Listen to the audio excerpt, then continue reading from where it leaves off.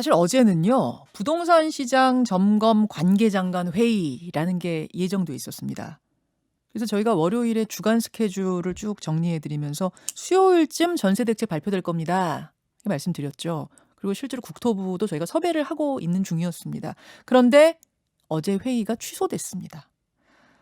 뾰족한 해법을 찾기가 어렵다 보니까 이거 취소하는 거 아니냐라는 해석이 나오고 있죠.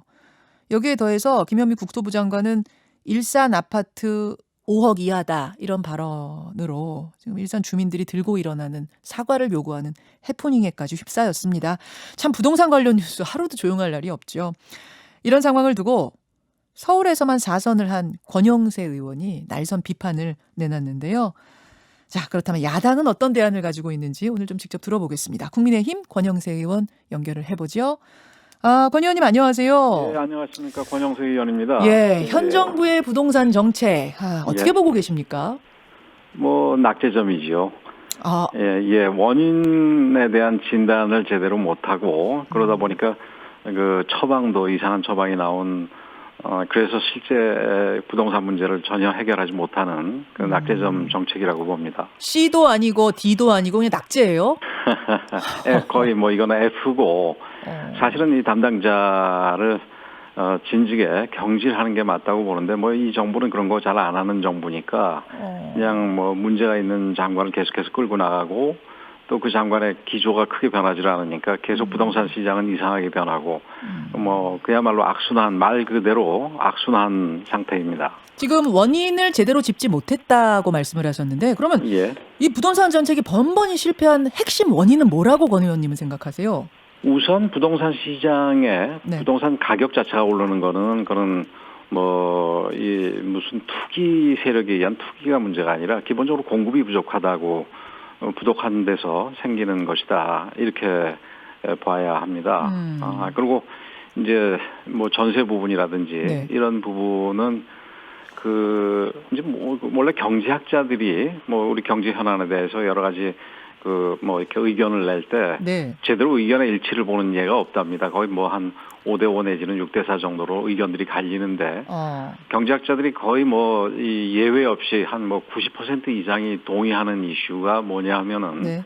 그 이 임대료 뭐 우리로 치면은 뭐 전세 가격에 해당되는 거겠죠. 예. 그 시장을 그 불필요하게 규율할 경우에 그 전세 혹은 임대 시장이 이 무너지고 이제 우리 같은 경우는 그 전세 시장이 무너지는 걸 넘어서 전세 제도 자체가 위태롭게 된다고 이제 유출을 할 수가 있겠죠. 그런 상황입니다. 근데 이제 전세 같은 경우도 마찬가지로 그 경제학자들 뭐 대부분이 그 주장하는 그리고 동의하는 그런 방향과는 정반대로 이 전세 가격에 대해서 뭐 인상을 제한하고 상한을 두고 그다음에 또 여러 가지 뭐 기간이라든지 네. 뭐 전세 조건이라든지 이런 거 규제를 두니까 뭐 전세 가격이 그게 그대로 반영이 돼서 올라갈 수밖에 없고 더 나아가서는 전세 그 물건 자체가 없어질 수밖에 없는 거지요. 뭐 어제 보니까 서울시 부시장을 했던 의원 한 분이 전세 가격에 애초에 무슨 뭐 지금 인상 상한제를 넘어서 상한제를 두자는 식으로 얘기를 했던데. 윤준병 의원이 어제 그런 말씀하셨어요. 그런 전세가 상한제. 예, 그런 얘기를 했던데 그 다른 사람도 아니고 서울시에서 부시장을 했던 사람이 어떻게 그런 얘기를 할 수 있는지 정말 놀라울 뿐이고요. 근데 전세가 어떤 면에서 상한제는 사실 예, 10년 전부터 나왔던 얘기고. 예, 그게 이제 사실 굉장히 큰 문제입니다. 그게 그러니까 아까 경제학자들이 대부분이 반대하는 이슈인데 그게 이제 우리나라에서 됐다고 그랬지 않습니까? 다른 나라도 그런 데가 많이 있습니다. 정치권 입장에서는 당장 전세 가격이 많이 올라가는 거에 대해서 부담을 그 가지니까 정치권에서는 그 전세 가격에 대해서 상한제를 둬야 된다 이런 얘기를 하는데 그러니까 기존 전세금의 한 뭐 5%면 5%, 10%면 그렇죠. 10% 이상 못 올리게 하는 거 그런 거죠? 그렇죠. 그렇죠. 근데 그것도 이게 전세 이 시장에서 예를 들어서 전세가 귀해가지고 일시적으로 귀해서 전세 가격이 오를 경우에 인상이 될 경우에는 그 당연히 전세 물건들이 들어오게 되니까 그 이제 공급이 많아지니까 당연히 이 전세 가격이 떨어지게 하는 시장에 좀 맡길 생각을 해야지. 이 지금 현 정부에서 정책을 다루는 분들은 시장을 인정하지 않는 게 가장 큰 문제입니다. 그 초기에 이분들이 그 어떤 그 말을 한 거를 기사를 보고 제가 깜짝 놀랐던 적이 있는데 어떤 거요? 이 부동산 문제는 시장에 맡겨두어서는 안 된다 이런 얘기를 해가지고 예, 예. 그래서 저는 시장에만 맡겨두면 안 된다. 예. 좀 적당히 그 정부가 그 개입을 해야 된다. 뭐 이런 취지인가 하고 다시 근데 만자가 빠졌나 하고 읽어보니까 시장에 맡겨두면 안 된다고 시장에만 맡겨두었다가 안 된다가 아니었습니다. 아, 만자가 얘기, 없었다. 그렇지요. 그 얘기는 뭐 시장이 전혀 이 개입할 여지를 없애고 그 통제에만 의뢰하겠다고 얘기를 하는 건데 그건 뭐 그 사회주의 정책이냐 아니냐를 떠나가지고 기본적으로 작동할 수 없는 내용입니다. 알겠습니다. 그럼 만약 야당이 이제 대안은 뭐냐라고 묻는다면 사실 예. 야당이 정권 잡았을 때도 부동산 정책에서 뭐 대단히 성공한 적은 없지 않습니까? 그럼 야당의 대안은 뭐냐라고 묻는다면 그럼 시장에 맡기자 이거가 될까요? 저는 야당에서 부동산 정책이 대단히 성공한 적이 없다라는 얘기는 동의하지 않고요.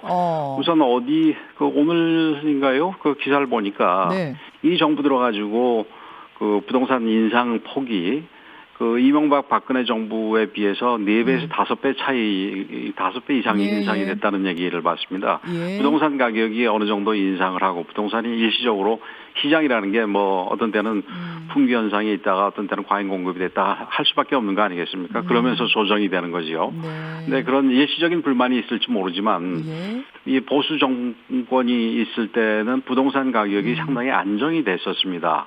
그러나 이 부동산 가격이 대단히 문제가 됐던 것은 노무현 정부와 지금 알겠습니다. 이 정부 들어와서 얘기고 또 그 두 정부에서 이 부동산 문제가 원인 이 된 내용들이 거의 똑같습니다. 요즘에 그러니까 이 정부 들어와 가지고 이제 부동산 문제가 많이 대두가 돼 가지고 여러 뭐 책들을 좀 찾아보니까 그 책들에서 공통적으로 얘기를 하는 게 이거는 2004년도 5년도 당시에 노무현 정부에서 부동산 문제가 됐을 때 그때 설명했던 내용을 그대로 자기가 무슨 뭐 달리 책을 찾아볼 필요도 없이 그때 얘기를 그대로 쓰면 된다 뭐 이런 취지였습니다. 알겠습니다. 그러니까 과거에 이 잘못에서 전혀 배우지 않고 과거의 잘못을 더 증폭시키는 부분에서 이 정부의 문제가 더 크다고 봅니다. 지금 권영세 의원이 이제 부동산 상황에 대해 상당히 심각한 부분들을 지적해 주셨는데 그래서 이제 차기 서울시장의 큰 숙제 중 하나가 이게 될 거예요. 이 부분이 그렇겠죠.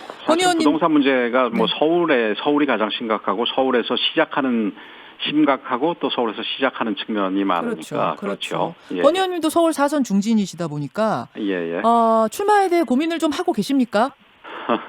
그 뭐 얘기도 많이 듣고 권유도 많이 듣는데 그 지금 뭐 우리 당으로서 좀 굉장히 중요한 부분들이 내년에 뭐 보궐선거에 서울시장, 부산시장도 있고 근데 더 중요한 거는 또 그 후년에 있을 그 대선이 있습니다. 그래서 당에서 제가 고맙게도 당에서 여러 가지 경험을 했던 사람인 만큼 당이 이제 어떤 데서 나를 더 필요로 하는지 그리고 제가 어느 부분에서 더 잘할 수 있는지를 생각하고 또 결정할 생각입니다. 아, 고민 중이시군요. 예. 좀 사선이시고 또 서울에 대해 누구보다 잘하시니까 좀 희생하셔라.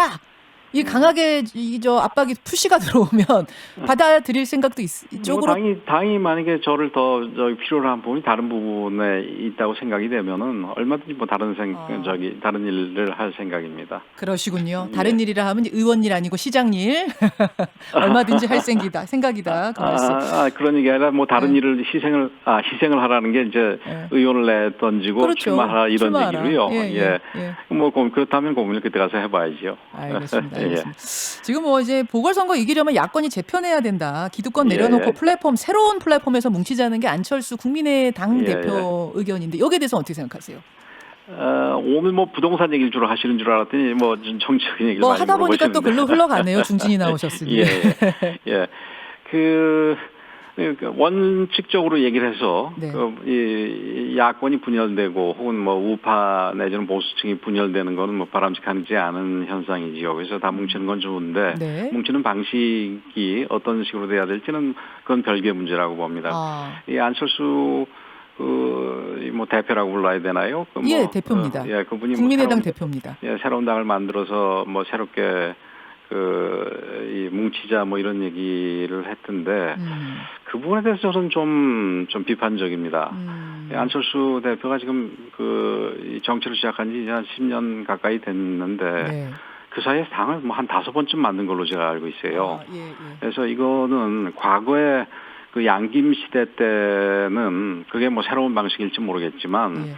지금 뭐 걸핏하면 새롭게 당 만들어가지고 뭐 새로운 뭐 제3지대에서 만나자 이런 것들은 좀 뭐 새롭게 창의력이라든가 이런 게 없이 좀 구식입니다.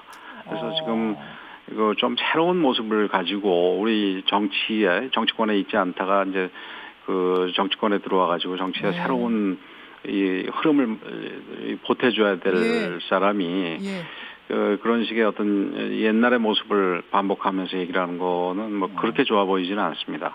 구식이라 그러셨어요. 구식이라. 예. 그걸로는 안 통한다 지금. 구태보다는 좀 구식이 좀 약간 순화된 표현인 것 같아가지고 구식이라고 했습니다. 구태라고 하시고 싶으셨군요. 그 정도로 하여튼 그건 좀 비판적으로 보고 계시는 것 같고 안철수 대표가 서울시장 나올 거라고 보긴 보세요? 뭐 모르지요. 뭐 그런데 그 개인의 내심은 뭐 제가 알 수가 없지요. 아니 대선에 나가셨던 분이라서 이분이 시장까지 나오실까? 시장도 한번 나왔지 않습니까? 나왔어. 뭐 중도 포기했습니다만. 얼마든지 다시 나갈 수는 있다고 보시고. 그렇죠. 이제 뭐 보선이 지금 중요한 이유는 대선 그 후년 대선 때문인 건데. 그거 뭐 보선 자체도 사실은 중요하지만, 중요하고요. 중요하지만 이게 뭐 1년짜리 시장이니까 그보다는 사실은 대선의 의미와 연결시켜서 보는 거와 그렇죠. 그 많은 사람들의 그 의견이지요. 윤석열 총장이 최근 여론조사에서 처음으로 1위를 했습니다. 그러자 이제 추미애 장관과 여당에서는 윤석열 총장이 정치하고 있다. 검찰총장 자격 없다. 이렇게 연이어 이제 비판을 했고.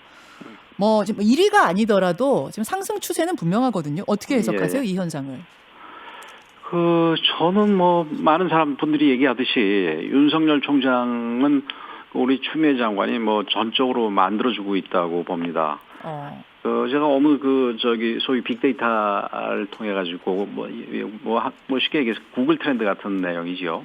그런 걸 보면은 추미애 장관이 윤석열 그 총장을 공격할 때 한참 공격하면은 그 윤석열에 대한 관심도도 올라가고 지지도도 올라가고 그 추미애 장관이 개인적으로 바쁘든 뭘로 다른 일로 바쁘든 그 별로 이제 윤석열 총장에 대해서 공격을 하지 않으면은 내려앉고 뭐 이런 상황입니다. 여론조사 말고 구글 트렌드 봐도 그래요?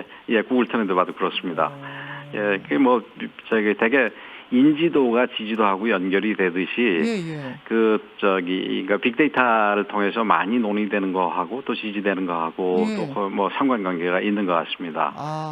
일단 추미애 장관이 만들어줬다. 이건 이제 현상에 대한 분석이시고. 윤석열 총장 그러니까 정치적으로 뭐 실제 정치를 할지 말지도 사실은 지금 논의하는 게 적절하지는 않은데 뭐 실제 정치를 하게 될 경우라도 그게 그 지지율이 유지될지는 뭐 앞으로 두고 봐야 될 얘기지만 어쨌든 윤석열 총장이 무슨 뭐 지금 여권 쪽으로 정치를 할 것 같아 보이지는 않으니까 야권 입장에서는 나름대로 이제 계산을 좀 해야 될 거 아니겠습니까? 그렇죠. 계산을 해본다면은 뭐 부정적인 측면도 있지만 지금 상황에서 어쨌든 그 야권 내 하나로 좀 이렇게 마음을 뭉치는데 야권 성향의 우리 국민들의 마음둘도를 만들어준다는 의미에서는 뭐 반드시 나쁜 건 아니다 이렇게 봅니다. 일종의 구심점이 될 수 있다.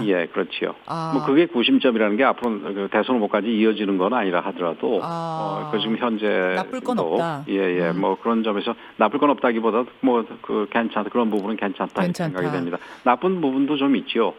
그러니까 너무 또 추미애 장관이 우리 윤석열 총장을 키워주면은 그러면은 우리 다른 후보들이 좀 가린다는 점에서는 좀 뭐 약간 부정적인 측면도 있지요. 아니 제가 지금 그래프 지지율 표 봤거든요. 봤더니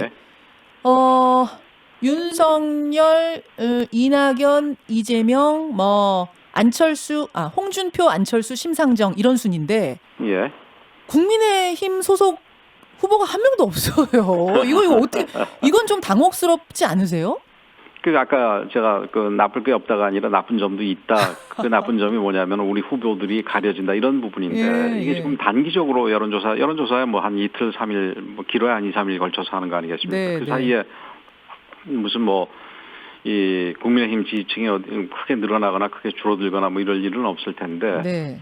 그 국민의힘의 그 이 국민의힘 성향의 이 여론이 그 윤석열 그 총장한테 다 몰려가니까 다른 후보가 이게 이 들어갈 네. 자리가 없어지는 거지요. 그렇죠. 예, 예. 그 부분에 대해서는 좀 걱정은 안 하십니까?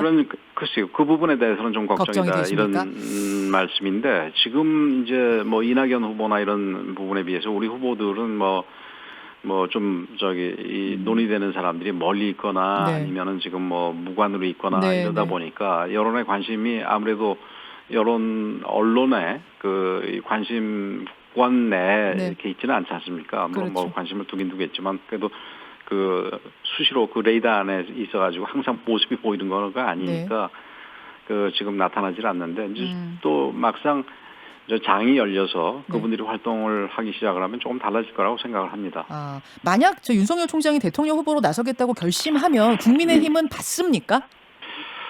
뭐 좋은 후보들 경우는 그 사람을 뭐 누가 됐건 간에 무슨 옹립할 이유는 없고 경쟁을 해야 되겠지만 어쨌든 경쟁 상대로서 이 받아들이는 데서는 그건 뭐 좀 반대할 이유는 없겠지요. 반대할 이유는 없다. 알겠습니다. 여기까지 말씀 듣죠. 예. 권영세 의원님 고맙습니다. 예, 고맙습니다. 국민의힘의 중진 권영세 의원이었습니다.